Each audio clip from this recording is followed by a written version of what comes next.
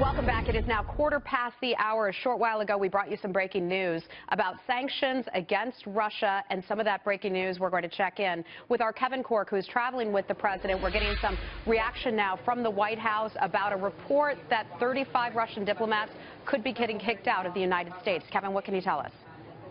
Yeah, it's actually broader than that, and what we wanted to be careful about was trying this idea of removing diplomatic staff from one nation because you have to be careful. Clearly, that could have been a story in and of itself. We have heard about diplomatic harassment of American diplomats abroad, and so that in and of itself was not necessarily declarative. What we can tell you, however, is you're right. This is all part and parcel to a larger issue, also accusing the Russian government of cyber hacking. I'm going to read part of the president's statement, and it reads this way. Today, I have ordered a number of actions in response to the Russian government's aggressive harassment of U.S. officials and cyber operations aimed at the U.S. election. These actions follow repeated private and public warnings that we have issued to the Russian government and are unnecessary and appropriate response to efforts to harm U.S. interests in violation of established international norms of behavior. And it goes on to say, and it's fairly lengthy, and I won't read it all to you, but I can tell you this. It talks at great length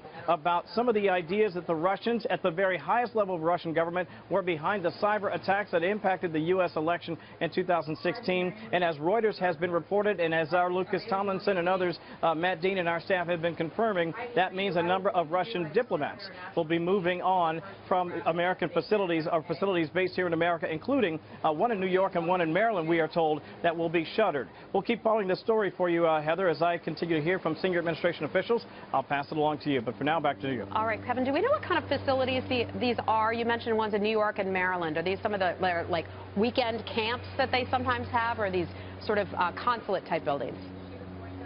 Yeah, you're right on the money. These annexes are typically not utilized on a daily basis, but they certainly can be.